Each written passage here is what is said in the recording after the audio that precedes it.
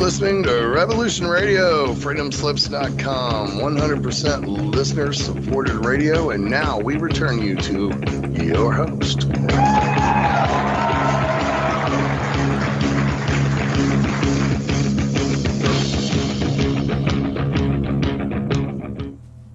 Once again, thanks, Nighthawk. This is the beginning of the second hour, and we're talking about the parasitic system, fiat currency, and fractional reserve lending. And this is part 7 in the series. Don't be afraid. We're at page 35 of 68 pages of show notes, and you've got to know how in-depth this is. And once we get our website redone, all of the show notes will be there for you so you can see them.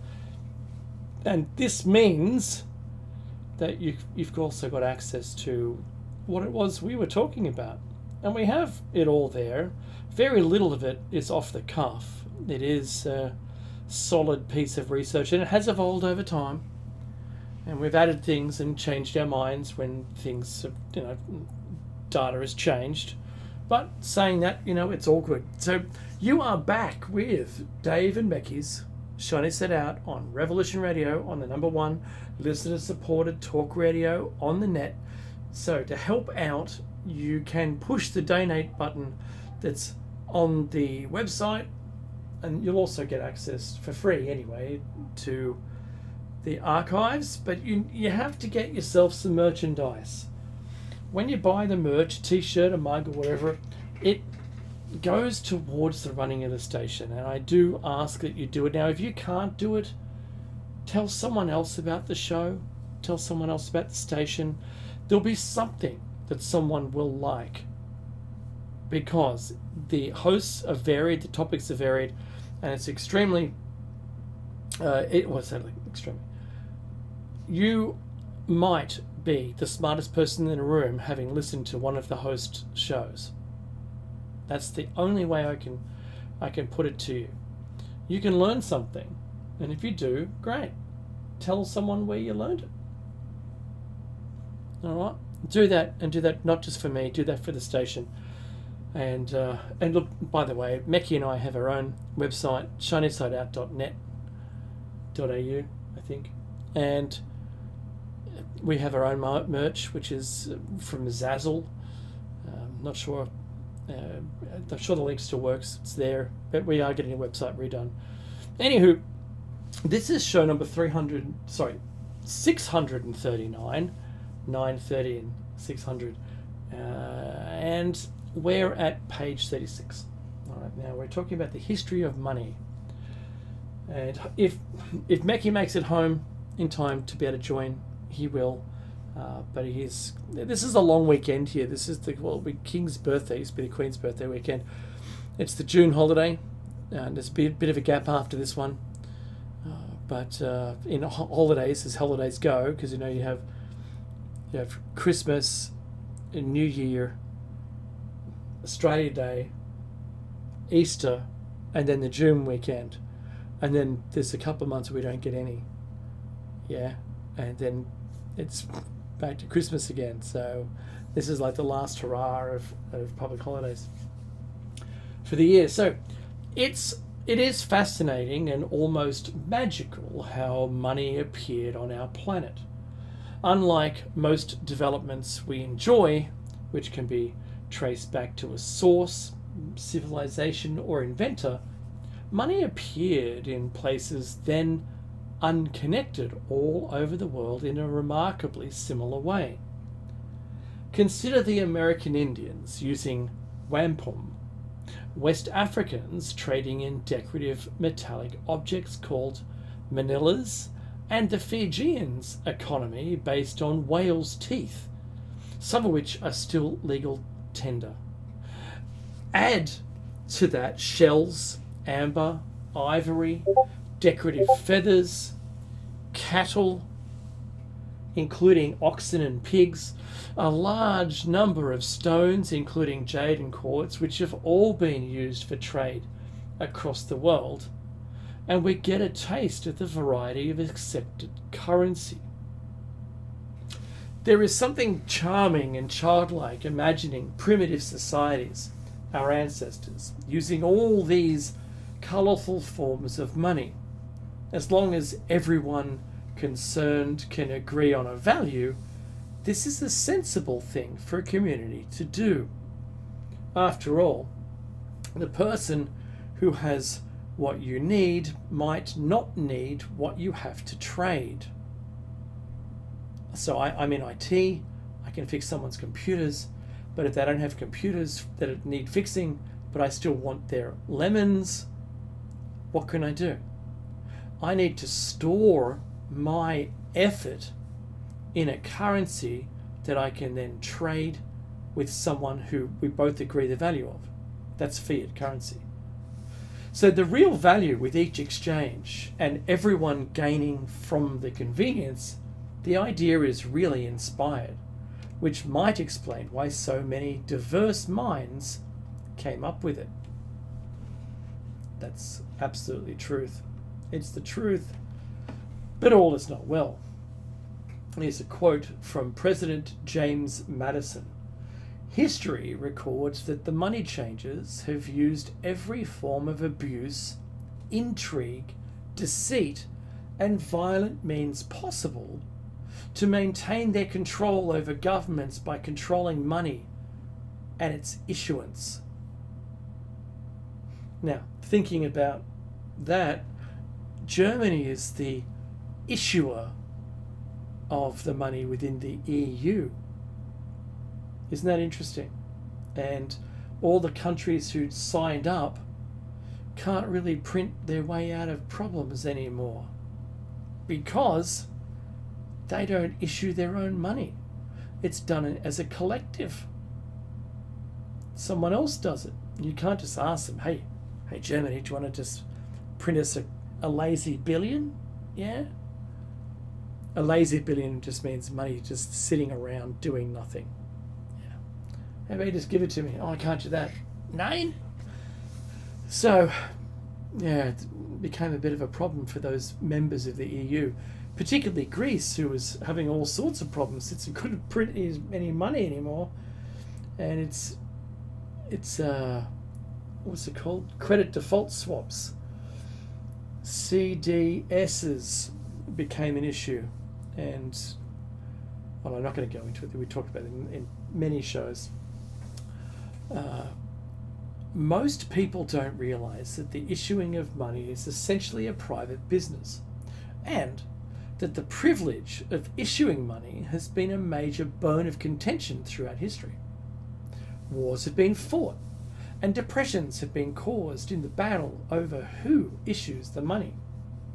However, the majority of us are not aware of this, and this is largely due to the fact that the winning side became and increasingly continues to be a vital and respected member of our global society, having an influence over large aspects of our lives, including our education, our media, and our governments.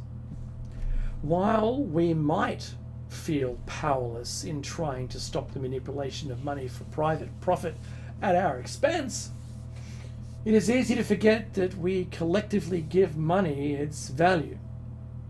We have been taught to believe printed pieces of paper have special value. And because we know others believe in this too, we are willing to work all our lives to get what we are convinced others will want. It's a really good point. So, the history. Jesus flips. It says many coins, 33 AD. Jesus was so upset by the sight of the money changers in the temple, he waded in and started to tip over the tables and drive them out with a whip. This being the one and only time we ever hear of him using force during his entire ministry. For a long time, the Jews had been called upon to pay their temple tax with a special coin called the half shekel. It was a measured half ounce of pure silver with no image of pagan emperor on it. It was to them the only coin acceptable to God. But because there was only a limited number of these coins in circulation, the money changers were in a buyer's market, and like with anything else in short supply, they were able to rise the price to what the market would bear. They made huge profits with their monopoly on these coins and turned this time of devotion into a mockery for profit. Jesus saw this as stealing from the people and proclaimed the whole setup to be a den of thieves. Once money is accepted as a form of exchange, those who produce, loan out, and manipulate the quantity of money are obviously in a very strong position. They are the money changers. Now we move from Jesus to medieval England, 1000 to 1100 AD. Here we find goldsmiths offering to keep other people's gold and silver keep it safe in their vaults, and in return people walking away with a receipt for what they have left there. These paper receipts soon became popular for trade, as they were less heavy to carry around than gold or silver coins. Wow, I never thought about the weight of the money the wealthy people could carry around. Yeah, I never thought about that. These paper receipts soon became popular for trade, as they were less heavy to carry around than gold and silver coins. After a while, the goldsmiths must have noticed that only a small percentage of their depositors ever came in to demand their gold at any one time. So cleverly, the goldsmiths made out some receipts for gold which didn't even exist, and then they loaned it out to earn interest. Aha! They incorporated this practice into the banking system.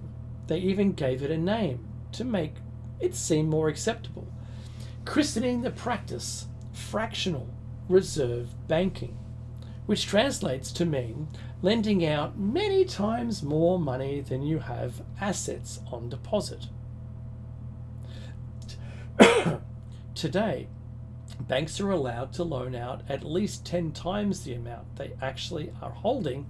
So while you wonder how they get rich charging you 11%, it's not 11% a year they make on that amount, but actually 110%. Wow, let's let that sink in for a minute. In Australia, we've read out the changes to the restrictions the government sets. And in Australia now they don't have to hold any of the money in reserve. In America it's the same. That's a recent change as well. Some countries are up to 27%. I think there was Nigeria, but other countries were much less, anywhere from 1 and 2% up to 15% or thereabouts, 20%.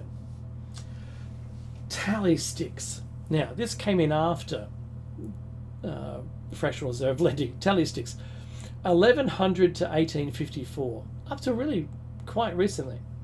King Henry I produced sticks of polished wood with notches cut along one edge to signify the denominations. The stick was then split full length, so each piece still had a record of the notches. The king kept one half for proof against counterfeiting, and then spent the other half into the market, where it would continue to circulate as money. Because only tally sticks were accepted by Henry for payment of taxes, there was a built-in demand for them, which gave people confidence to accept these as money. He could have used anything, really, so as long as the people agreed it had value. And this willingness to accept these sticks as legal tender made it easy for the people to agree.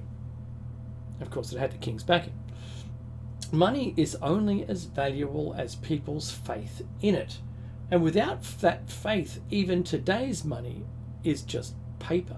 Well, plastic now in Australia, with all of its security things, so we can't. No, very, very difficult to counterfeit.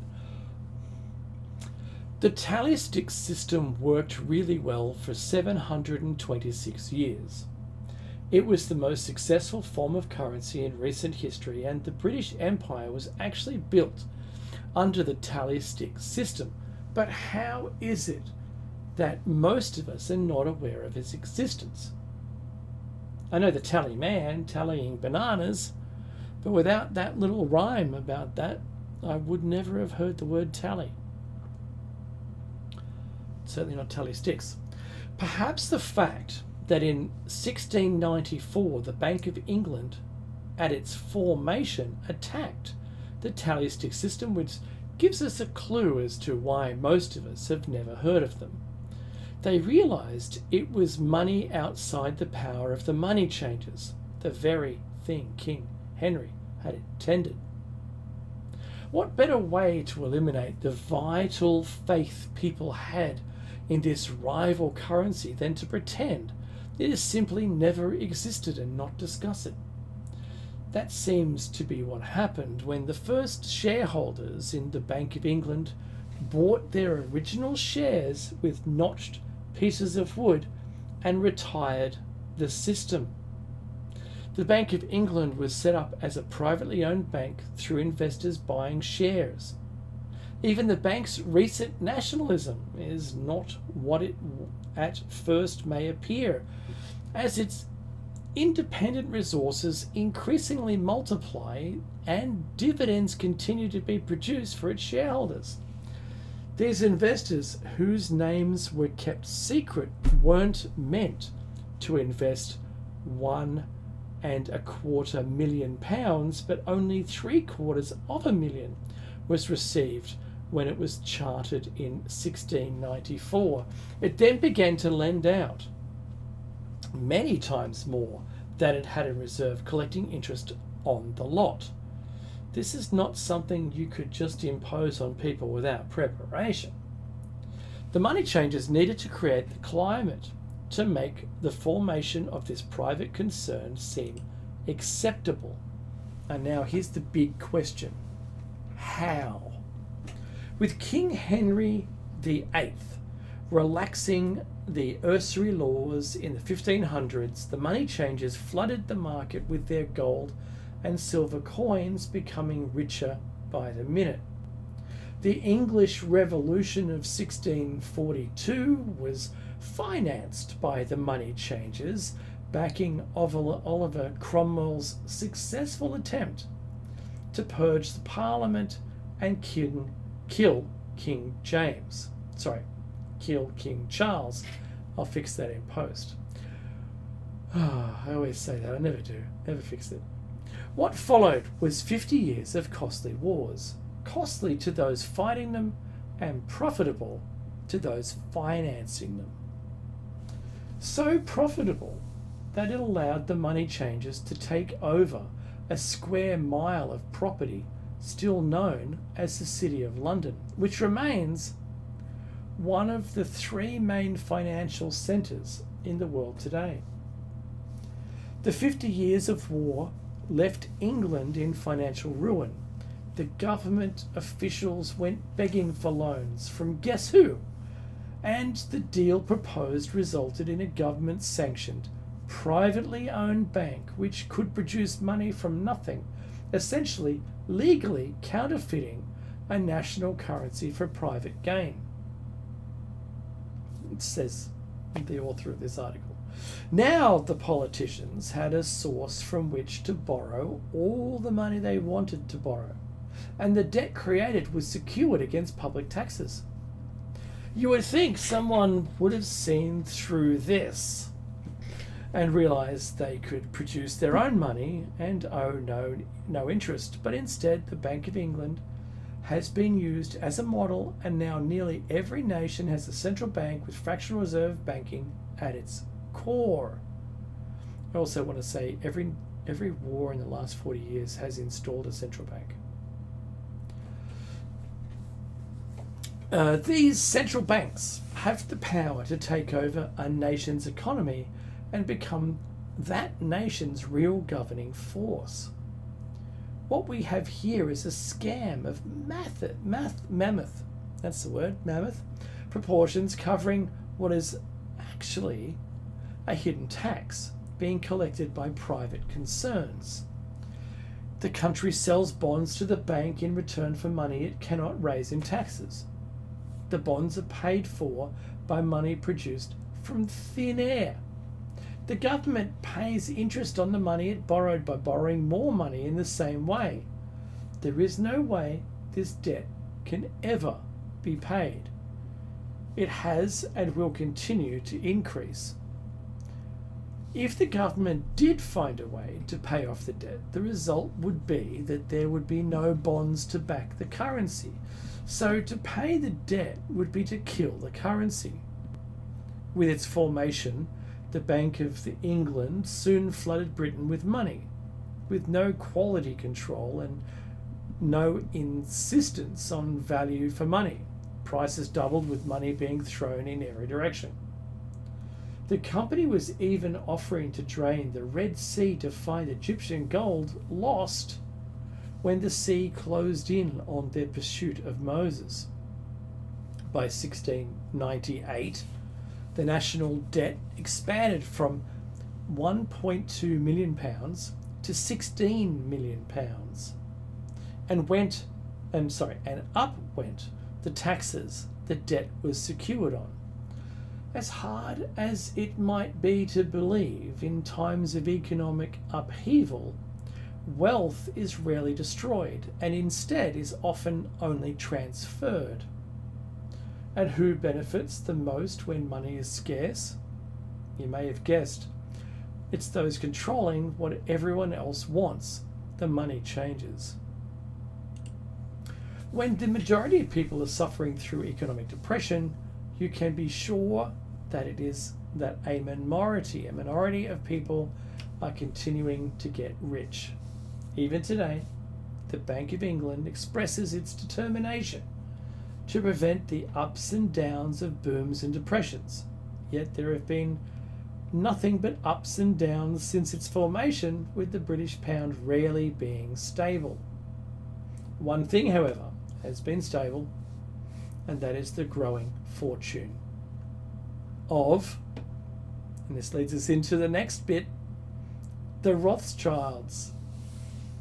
A quick aside, I was contacted by someone claiming to be a Rothschild, inviting me to the Illuminati, which was a preposterous idea because they could just knock on my door. But no, the scammer decided to try to scam me out of a fee for the transfer of $5 million per month, but I'd never see my deposit back, so I never paid any money. I'm smarter than that.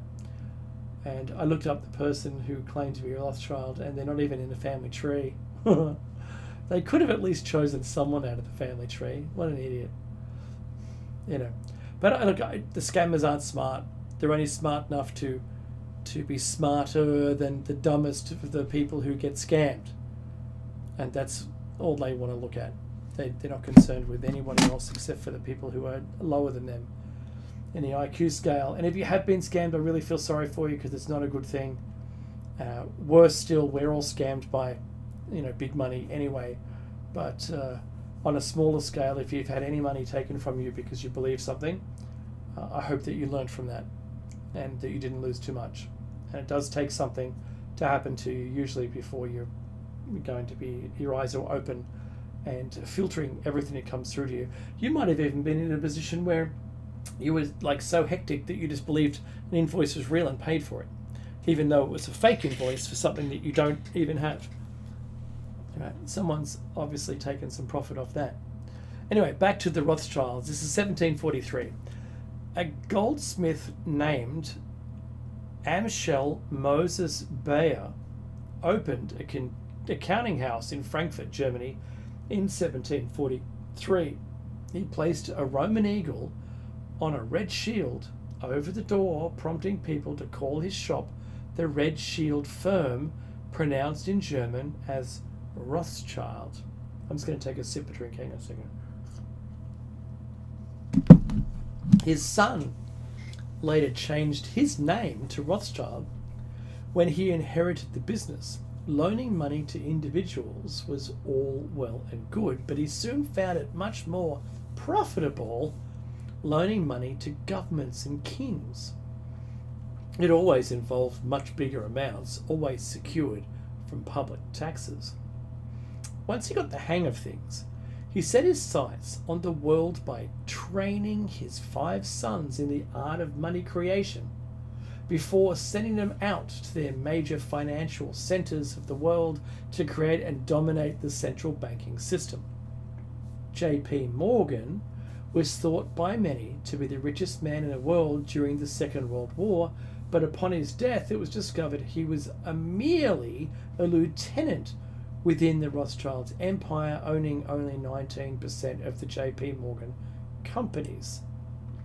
Here's a lovely quote here from a 19th century French commentator, deciphered into English.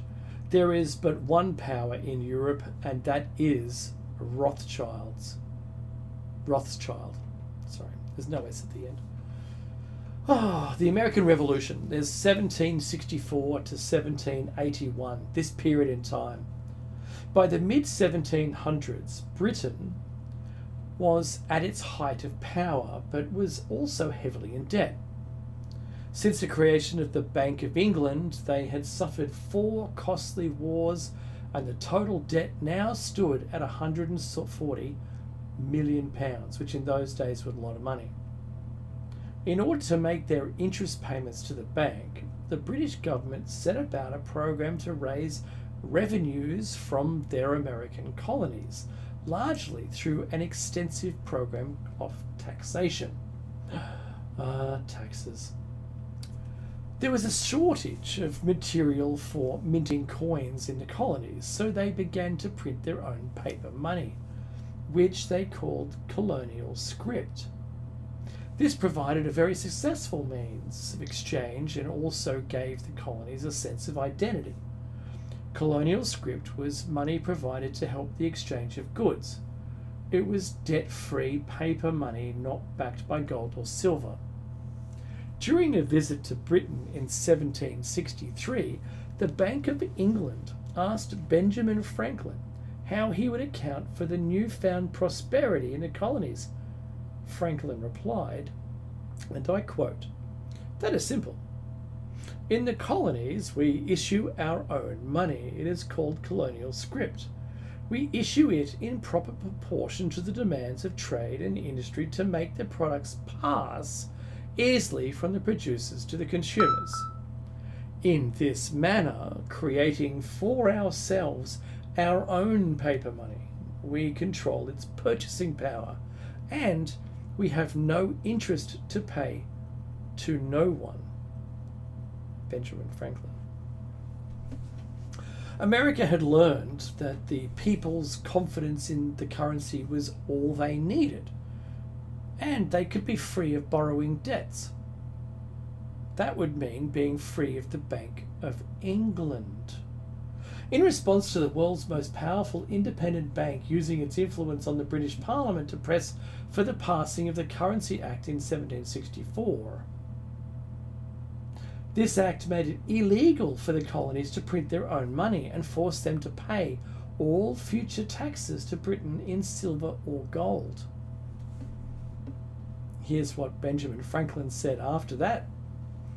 In 1 year, the conditions were so reversed that the era of prosperity ended, and in a depression set in, to such an extent that the streets of the colonies were filled with unemployed. Benjamin Franklin. And now in his autobiography he wrote, "The colonies would gladly have borne the little tax on tea and other matters had it not been that England took away from the colonies their money, which created unemployment and dissatisfaction. The inability of the colonists to get power to issue their own money permanently out of the hands of George III and the international bankers was the prime reason for the Revolutionary War." Once again, Benjamin Franklin's autobiography. By the time the war began, 19th of April 1775, much of the gold and silver had been taken by British taxation. They were left with no other choice but to print money to finance the war. What is interesting here is that the colonial script was actually working so well, it became a threat to the established economic system of the time. The idea of issuing money, as Franklin put it, in proper proportion to the demands of trade and industry, and not charging any interest, was not causing any problems or inflation. This unfortunately was alien to the Bank of England, which only issued money for the sake of making a profit for its shareholders. And that one paragraph is enough to realize just how bad the position became and now we're living in. It's only for profit, money's for profit, nothing else. Of course, if you're unemployed, it's worse, and I should know that. I do know that. If you can't beat them, join them, might well have been his argument when arms dealer Robert Morris suggested he be allowed to set up a Bank of England style central bank in the USA in 1781. Now, this section here is the Bank of North America, 1781 to 1785. Desperate for money, the $400,000 he proposed to deposit to allow him to loan out many times that through fractional reserve banking must have looked really attractive to the impoverished American government. Already spending the money they would be loaned, no one made a fuss when Robert Morris couldn't raise the deposit, but instead suggested he might use some gold, which he had been loaned to by America from France. Once in, he simply used fractional reserve banking, and with the bank's growing fortune, he loaned to himself and his friends the money to buy up all the remaining shares. The bank then began to loan out money multiplied by this new amount to eager politicians who were probably too drunk with the new power cash to notice or care how it was done. The scam lasted 5 years, and until 1785, with the value of the American money dropping like a lead balloon, the bank's charter didn't get renewed. The shareholders walking off with the interest did not go unnoticed by the governor, and Governor Morris says, "The rich will strive to establish their domination and enslave the rest. They always did. They always will. They will have the same effect here as elsewhere if we do not, by the power of government, keep them in their proper spheres." That's Governor Morris. The first Bank of the United States, 1791 to 1811. It worked once, it'll work again. It's been 6 years. There are a lot of new hungry politicians. Let's give it a try. And so there it was. In 1791, the first Bank of the United States, or BUS, not only deceptively named to sound official, but also to take attention away from the real first bank, which had been shut down. Its initials, however, gave a clear indication that Americans were once again being taken for a ride, because it's called bus. And true to its British model, the name of the investors was never revealed. Having gotten away with it a second time, some of them probably wished Amschel Rothschild had picked a different time to make his pronouncement from his private central bank in Frankfurt, which is, "Let me issue and control a nation's money, and I care not who writes the laws." Mayor Amschel Rothschilds, 1790. Not to worry, no one was listening. The American government borrowed $8.2 million from the bank in the first 5 years, and prices rose by 72%. This time round, the money changers had learned their lesson. they had guaranteed a 20-year charter. The president, who could see an ever-increasing debt with no chance of ever paying back, had this to say: "I wish it were possible to obtain a single amendment to our Constitution taking from the federal government their power of borrowing." And that's Thomas Jefferson, 1798. While the independent press, who had not been bought off yet, called the scam a great swindle, a vulture, a viper, and a cobra. As with the first real bank, the government had been the only depositor to put up any real money. With the remainder being raised from loans the investors made to each other using the magic of fractional reserve banking. When time came for renewal of the charter, the bankers were warning of bad times ahead if they didn't get what they wanted.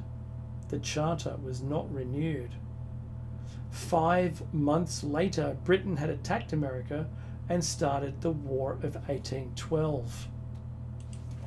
Just making a typo there, fixing that up. Meanwhile, a short time earlier, an independent Rothschild's business, the Bank of France, was being looked upon with suspicion by none other than Napoleon, which is our next section, 1803 to 1825. He didn't trust the bank, saying, "When a government is dependent upon bankers for money, they are not the lenders of the government control the situation. Since the hand that gives is above the hand that takes, money has no motherland. Financiers are without patriotism and without decency. Their sole object is gain." And he said that in 1815, Napoleon Bonaparte. For both sides of a war to be loaned money from the same privately owned central bank is not unusual. Nothing generates debt like war, right? A nation will borrow any amount to win. So naturally, if the loser is kept going to the last straw in a vain hope of winning, then the more resources will be used up by the winning side before their victory is obtained. More resources used, more loans taken out, more money made by the bankers, and even more amazing, the loans are usually given on condition that the victor pays the debts left by the loser. Oh my goodness. I'm going to copy and paste that directly into the chat at the station. Goodness me. In 1803, instead of borrowing from the bank, Napoleon sold territory west of the Mississippi to the third president of the United States, Thomas Jefferson, for $3 million in gold, a deal known as the Bueller Louisiana Purchase. $3 million richer, Napoleon quickly gathered together an army and set about conquering much of Europe. Each place he went to, Napoleon found his opposition being financed by the Bank of England, making huge profits as Prussia, Austria, and finally Russia all went heavily into debt trying to stop him. 4 years later, with the main French army in Russia, Nathan Rothschild, I'll get that one day, took charge of a bold plan to smuggle a shipment of gold through France to finance an attack from Spain by the Duke of Wellington. Wellington's attack from the south and other defeats eventually forced Napoleon into exile. However, in 1815, he escaped from his banishment in Elba, an island off the coast of Italy, and returned to Paris. By March of that year, 1815, Napoleon had equipped an army with the help of borrowed money from the Hubbard banking house of Paris. With 74,000 French troops led by Napoleon, sizing up to meet 67,000 British and European troops 200 miles northeast of Paris on June 18th, 1815, it was a difficult one to call. Back in London, the real potential winner, Nathan Rothschild, was poised to strike in a bold plan to take control of the British stock market, the bond market, and possibly even the Bank of England. Nathan, knowing that information is power, stationed his trusted agent named Rothworth near the battlefield. As soon as the battle was over, Rothworth quickly returned to London, delivering the news to Rothschild 24 hours ahead of Wellington's courier. A victory by Napoleon would have devastated Britain's financial system. Nathan stationed himself in his usual place next to an ancient pillar in the stock market. This powerful man was not without observers, as he hung his head and began openly to sell huge numbers of British government bonds. Reading this to mean that Napoleon must have won, everyone started to sell their British bonds as well. The bottom fell out of the market until you couldn't hardly give them away. Meanwhile, Rothschild began to secretly buy up all the hugely devalued bonds at a fraction of what they were worth a few hours before.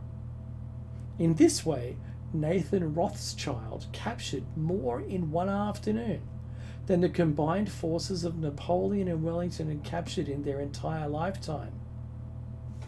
The 19th century became known as the Age of the Rothschilds, when it was estimated they controlled half of the world's wealth. While their wealth continues to increase today, they have managed to blend into the background, giving an impression that their power was waned. They only apply the Rothschilds' name to a small fraction of the companies they actually control.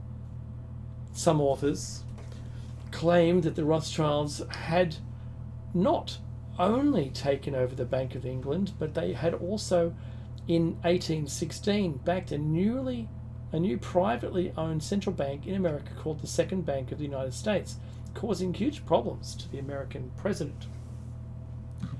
Well, we're getting closer. This is Andrew Jackson, 1828 to 1836. When the American Congress voted to renew the charter of the Second Bank of the United States, Jackson responded by using his veto to prevent the renewal bill from passing. His response gives us an interesting insight. It is not our own citizens who are to receive the bounty of our government. More than 8 million of the stock of this bank are held by foreigners. Is there no danger to our liberty and independence in a bank that in its nature has so little to bind it to our country? He continues, controlling our currency, receiving our public monies, and holding thousands of our citizens in dependence would be more formidable and dangerous than a military power of the enemy. If government would confine itself to equal protection and, as heaven does its rains, shower its favour alike on the high and the low, the rich and the poor, it would be an unqualified blessing. In the act before me, there seems to be a wide and unnecessary departure from these just principles. It's Andrew Jackson. In 1832, Jackson ordered the withdrawal of government deposits from the Second Bank and instead had them put into safe banks. The Second Bank's head, Nicholas Biddle, was quite candid about the power and intention of the bank when he openly threatened to cause a depression if the bank was not rechartered. We quote, "Nothing but widespread suffering will produce any effect on Congress. Our only safety is in pursuing a steady course of firm restriction, and I have no doubt that such a course will ultimately lead to restoration of the currency and the recharter of the bank."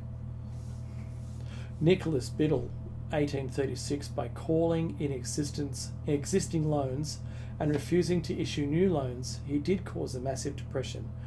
But in 1836, when the charter ran out, the second bank ceased to function.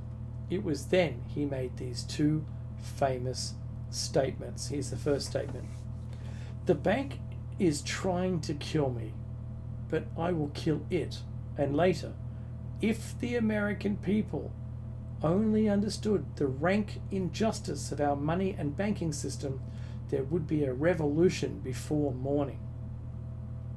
Andrew Jackson, when asked what he felt was the greatest achievement of his career, Andrew Jackson replied without hesitation, I killed the bank.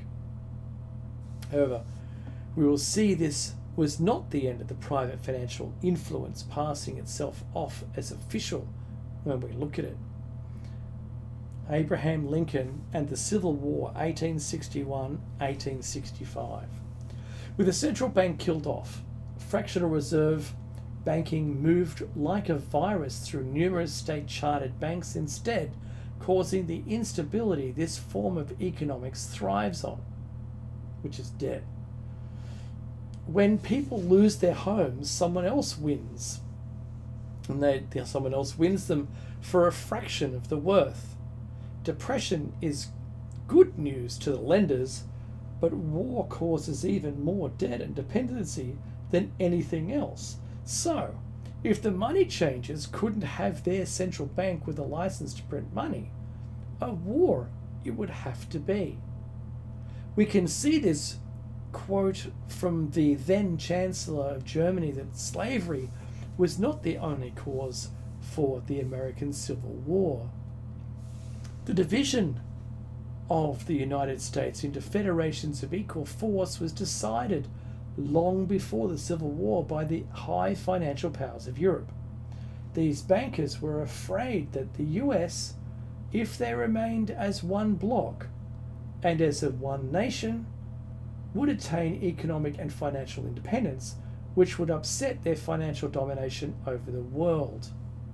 That was Otto von Bismarck, Chancellor of Germany, 1876. On the 12th of April, 1861, this economic war began. Predictably, Lincoln, needing money to finance his war effort, went to his Secretary of the Treasury to New York to apply for the necessary loans. The money changers, wishing the Union to fail, offered loans of 24% to 36%. Lincoln declined the offer. An old friend of Lincoln's, Colonel Dick Taylor of Chicago, was put in charge of solving the problem of how to finance the war. His solution is recorded as this: just get Congress to pass a bill authorizing the printing of full legal tender Treasury notes and pay our soldiers with them and go ahead and win your war with them also. That was Colonel Dick Taylor. When Lincoln asked if the people of America would accept the notes, Taylor said, quote, the people or anyone else will not have any choice in the matter. If you make them full legal tender, they will have the full sanction of the government and be just as good as any money as Congress is given that express right by the Constitution, end quote. Lincoln agreed to this. Lincoln agreed to try this solution and printed $450 million worth of the new bills using green ink on the back to distinguish them from other notes. And here's a quote by Abraham Lincoln. The government should create, issue and circulate all the currency and credit needed to satisfy the spending power of the government and the buying power of consumers. The privilege of creating and issuing money is not only the supreme prerogative of government, but it is the government's greatest creative opportunity. By the adoption of these principles, the long-felt want for a uniform medium will be satisfied. The taxpayers will be saved immense sums of interest, discounts, and exchanges. the financing of all public enterprises, the maintenance of stable government, and ordered progress in the conduct of the Treasury will become matters of practical administration. The people can and will be furnished with a currency as safe as their own government. Money will cease to be the master and become the servant of humanity. Democracy will rise superior to the money power. End quote. Abraham Lincoln. From this, we see that the solution works so well, Lincoln was seriously considering adopting this emergency measure as a permanent policy. This would have been great for everyone except the money changers, who quickly realized how dangerous this policy would be for them. They wasted no time in expressing their view in the London Times. Oddly enough, while the article seems to have been designed to discourage the creative financial policy, in its put down, we're clearly able to see the policy's goodness. Here's a quote. This is Hazard Circular, London Times, 1865. If the mischievous financial policy, which has its origin in North America, shall become indurated down to a fixture, then that government will furnish its own money without cost. It will pay debts, it'll pay off debts, and will be debt. I'll try that again. It will pay off debts and will be without debt. It will have all the money necessary to carry on its own commerce. It will become prosperous without precedent in the history of the world. The brains and wealth of all countries will go to North America. That country must be destroyed, or it will destroy every monarchy on the globe. Can you believe that? Look, it's astounding to me that anyone can think this way. Certainly not give away their position so horrendously. Does my head in. We've only got 3 minutes left, and I can at least get to the end of this next quote. So from this extract, it's plain to see that it is the advantage provided by the adoption of this policy which poses a threat to those not using it. 1863, nearly there, Lincoln needed just a bit more money to win the war, and seeing him in this vulnerable state and knowing that the president could not get congressional authority to issue more greenbacks, the money changers proposed the passing of the National Bank Act. The act went through. From this point on, the entire US money supply would be created out of debt by bankers buying US government bonds and issuing them from reserves for banknotes. The greenbacks continued to be in circulation until 1994. Their numbers were not increased, but in fact decreased. And I'll wind it up with this quote by John Kenneth. In numerous years following the war, the federal government ran a heavy surplus. It could not, however, pay off its debt, retire its securities, because to do so meant there would be no bonds to back the national banknotes. To pay off the debt was to destroy the money supply. Once again, John Kenneth. Goodness me. It's so surprising. Maybe one sentence. The American economy has been based on government debt since 1864, and it is locked into this system. Talk of paying off the debt without first reforming the banking system is just talk and a complete impossibility. So I'm gonna end it there. Show 640 is coming up next week. Now, hey, thanks for listening. I hope you subscribe, like, and comment, and share our video on YouTube, or any of them, or all of them. Please do. It helps with the algorithm. It does me a favor. We're demonetized anyway because of the things we've said. So do that, and also check out Rumble for our secondary place where we put stuff that gets deleted off YouTube. I'm going to say thank you very much for listening. I hope I taught you something. I hope you learned something, whether it was me or just the text. Like the distinction. Anyway, you can catch Meki and I for Plato's Cave, 7 a.m. Eastern Time in the US, on both Tuesday and Thursday mornings, and then yet again we'll see you next week on Sunday for our Shiny Side Out show. I still like the name Shiny Side Out. When I tell people about it, they go, what do you mean Shiny Side Up? No. What? No, it's not a fried egg. Shiny Side Out is the correct way of folding a tinfoil hat so the shiny side is out. That's it. That's where we got it from. Anyway, listen to Jer Bear's awesome show coming up next called After Hours. To dial in and say hello to him. Call out to you, Jer Bear. Love your work, buddy. And in the meantime,